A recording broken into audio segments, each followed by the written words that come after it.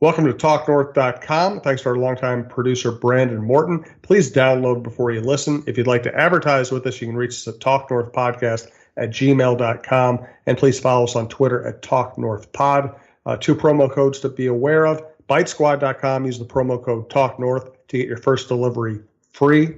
And go to SodaStick.com, the great local apparel company. Use the promo code YouBetcha to get free shipping on any sized order. Starsky. Oh, we were partners.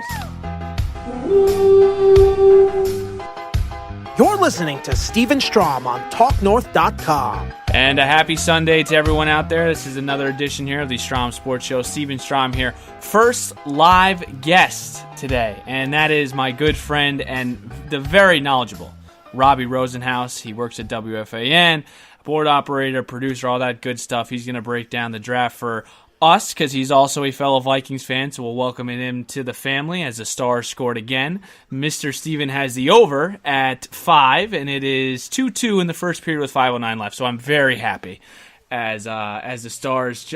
Stars actually just took the 3-1. Okay, giving you the update here. Robbie, how are we today? That was funny, huh? I'm doing good. I don't know what's more, the goals on this podcast or the goals that have been scored in this game. Oh my goodness. These two teams who never score, by the way. I just thought, you know what? Let's be a little risky today. Let's take the over. That's good stuff by me already. All right.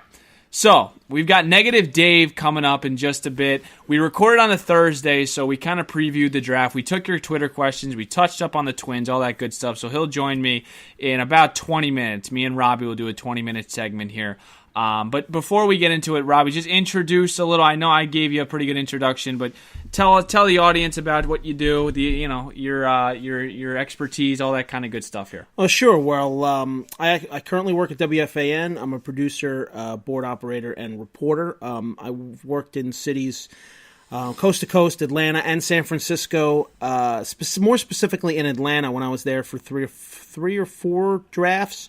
I covered it for a station down there, did some mock drafts and some rankings and stuff for the Falcons when I begged the Falcons to basically take Khalil Mack, and I wrote articles and things like that. Wow. And they refused, and they took Jake Matthews, and the Raiders ended up taking Mack, and now Mack is in the Vikings division. Yes. So that's like the 7 degrees of me in terms of draft stuff.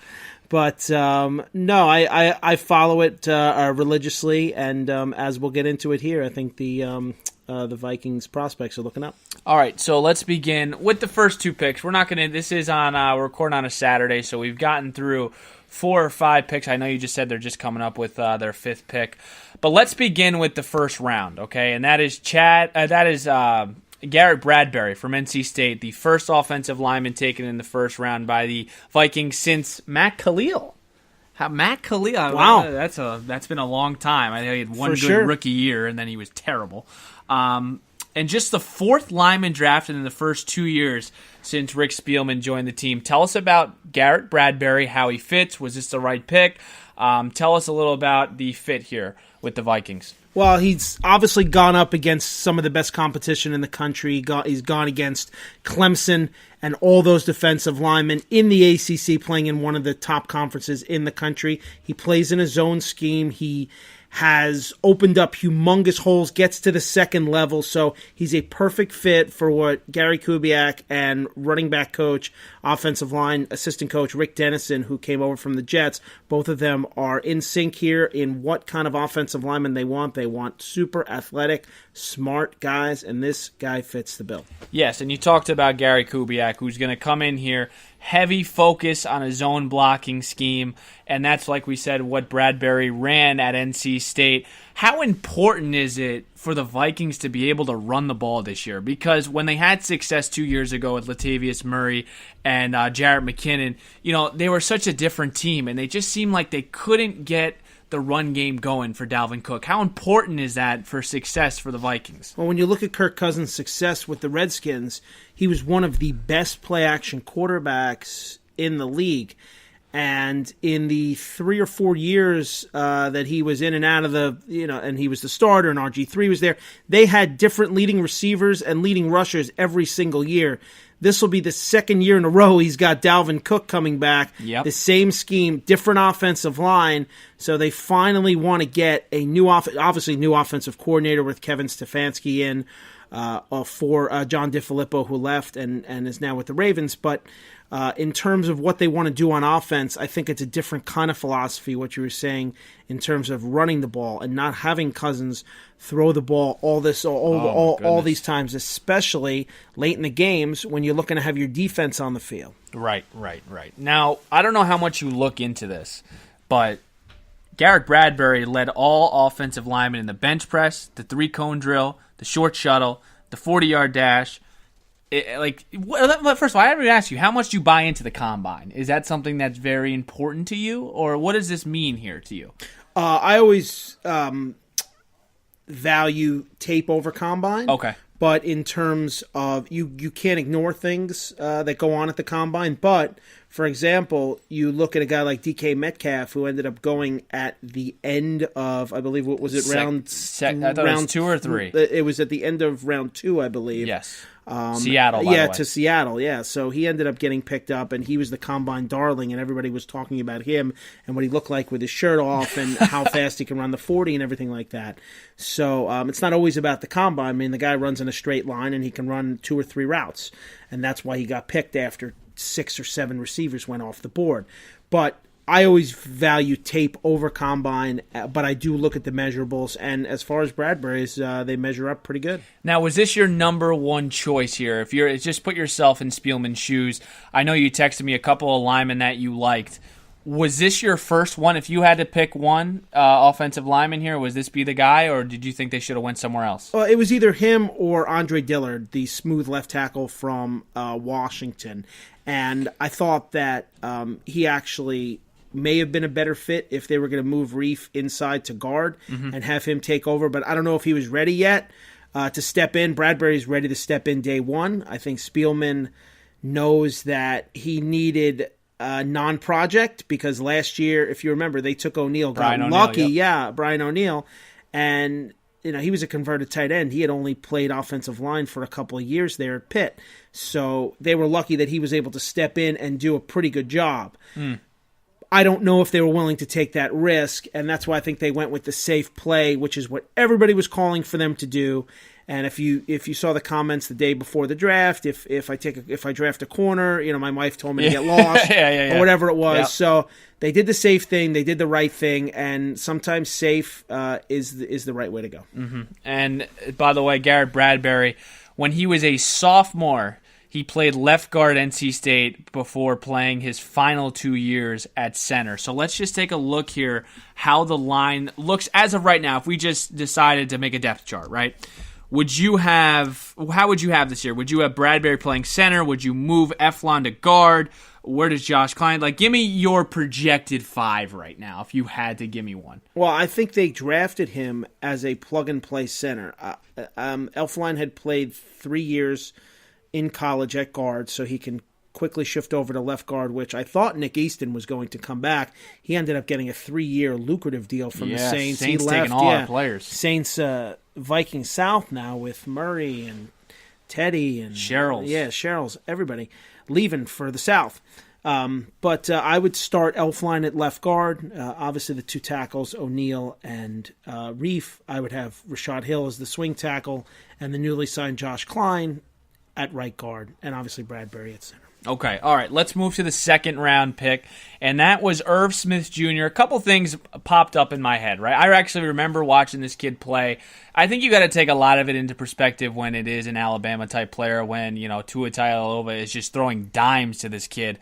But he had some pretty impressive numbers here, 44 receptions, 710 yards, 7 touchdowns. His yards after the catch was something that stuck out to me. What do you like about Irv Smith? Did you like this pick? And what do you think this means for Kyle Rudolph?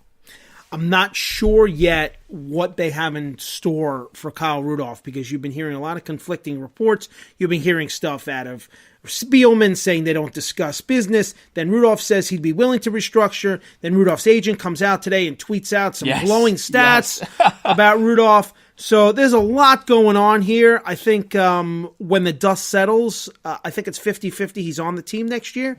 I think this is who they view in their new look offense. I think they're going to run a lot more 12 personnel with 2 tight ends on the field. So it makes me think that maybe they will keep Rudolph, or maybe they'll draft another tight end. I don't know exactly what they have in store for that other tight end position, but what I can tell you is starting in 2020, this guy is going to be an every down starter for the Minnesota Vikings, and he should be a big time playmaker. Yes. Did you watch it? Did you watch him at all at Alabama? Did you like his game? Yeah, he was a big play receiving tight end. He's a move tight end, which means you can line him up in line, you can line him up in the slot, and they're going to want to create mismatches with linebackers, which is what, if you watch the games last year, guys like Barr and, were sometimes being exposed. I can think of the Rams game. This is what you want to do. You want to get mismatches. Right. And this guy is a mismatch nightmare.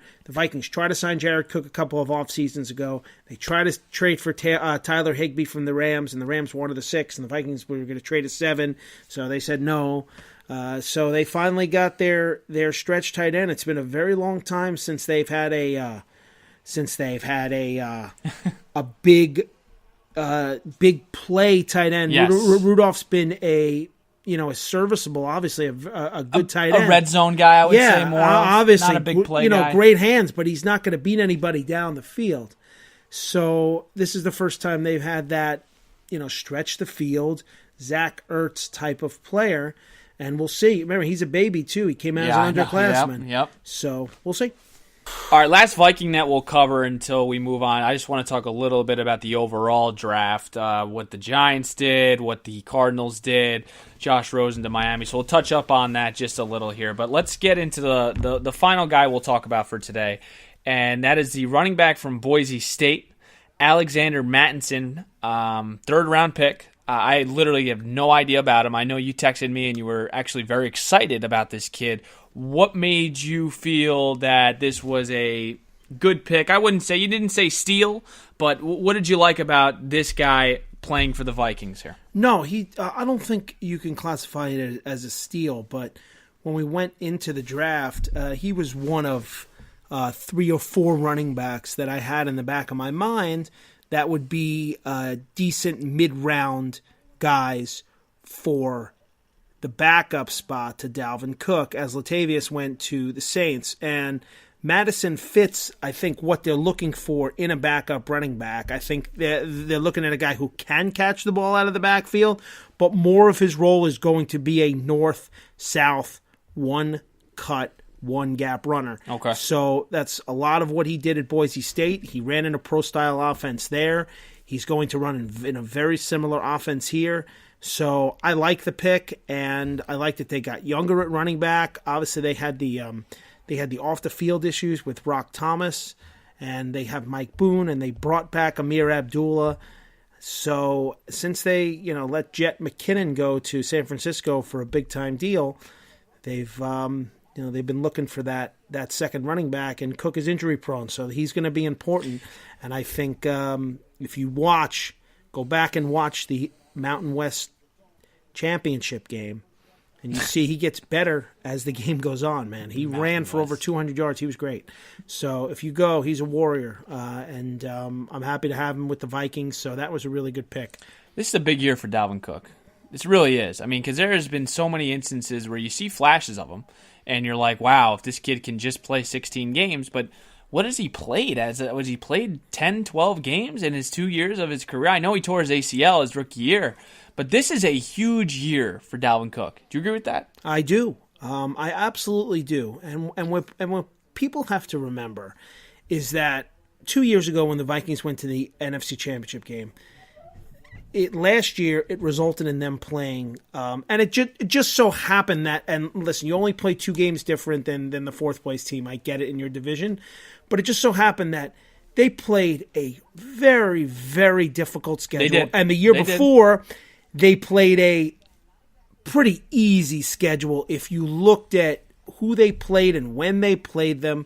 And then obviously Aaron Rodgers went out with the bar hit. So a lot of things fell in the Vikings. Right, and last year direction. a lot of things broke against them. But the primetime woes of the team continues to bite them. So they never win a big primetime game, and that's going to have to change for the perception of them to change.